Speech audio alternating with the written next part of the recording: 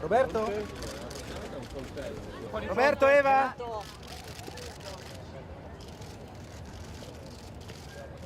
Grazie, ciao.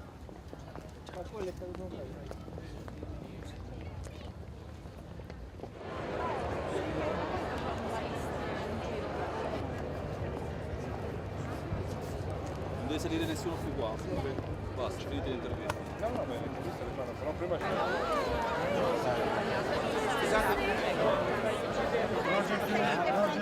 Roberto, look up, please. Kelly, look up, please. Another one, this way. Roberto. Vai. Scusa, ma posso fare?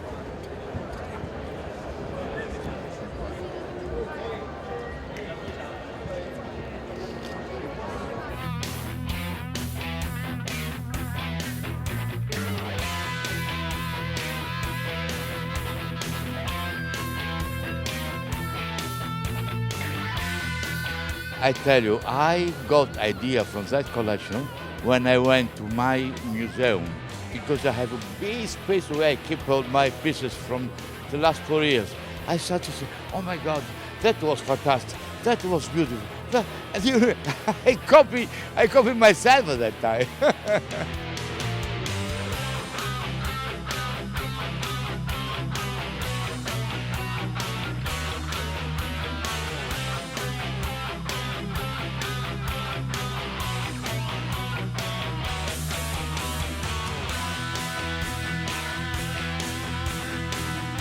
Is one romantic, sexy, glamour woman, transparent but completely covered. One woman that she will speak with the eyes, with the way that, with the big problem that today we have in Italy about all the things I create around the woman. That is one woman as I love, to have one woman like that close to me. Special embroidery, my technique of printing, but I am just afraid that 15 seconds that will be on the right way maybe not will be enough for you, for my fan, to appreciate the details of that collection.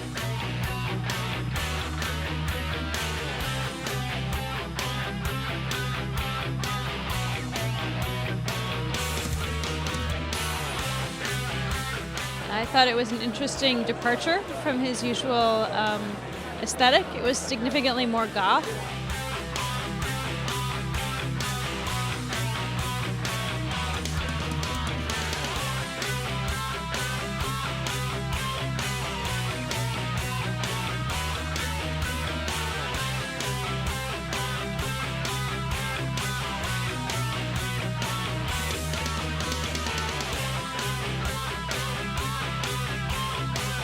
I mean, to me, he's always stood for a kind of exuberant embrace of like full-on rock and roll, sexy 70s, non-ironic clothing, and there's a great place for that.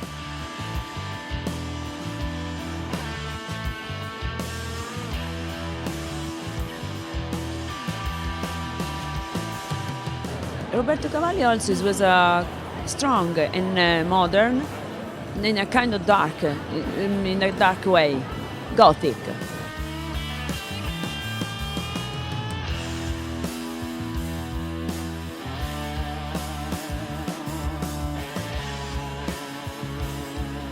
There was definitely a very Versailles sensibility, a lot of the gilding that was in the fabrics and a lot of the gilding that was also on the sequins. Those interesting little sequin tops that had a little bust detail, even the leggings that were gilded.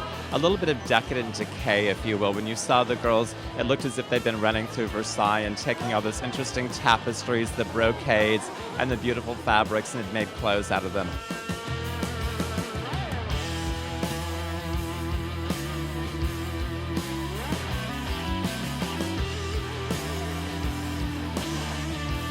Of course, very filmy pleated skirts, which are everywhere. If you don't get a pleated skirt or a pleated dress, you should not leave the house for the coming fall season because pleats are a major trend. And he did them with a little bit of a kilt idea when they were a skirt, and then they became elongated in chiffon. But I did love all that layering, that whole idea of luxe layering that Mr. Cavalli loves.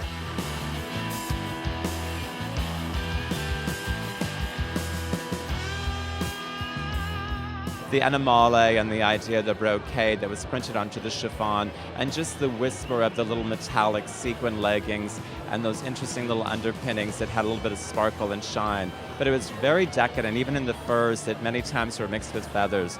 Feather ombreing into fur, but at times feeling just a little antique, like you would expect fabrics and textiles coming out of Versailles to be. So that decadent decay had a real kind of sexiness to it, as only Mr. Cavalli could bring to us.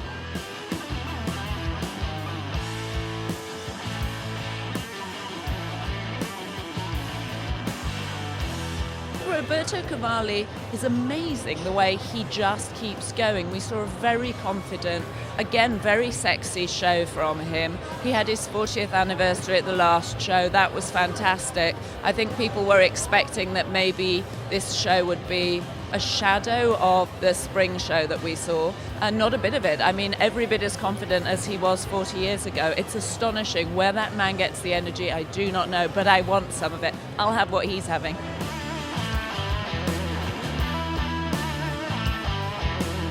Quintessential Italian. Cavalli is all about sexy and pushing the limits.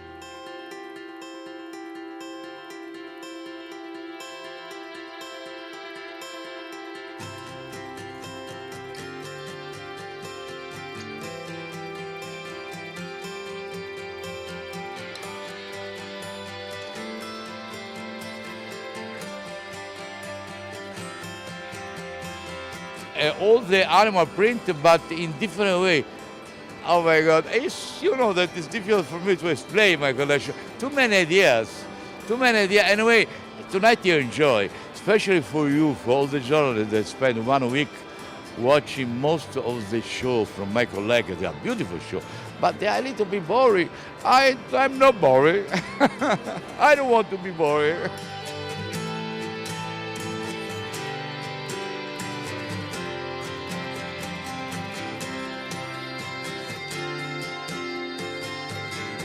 Or you make something special.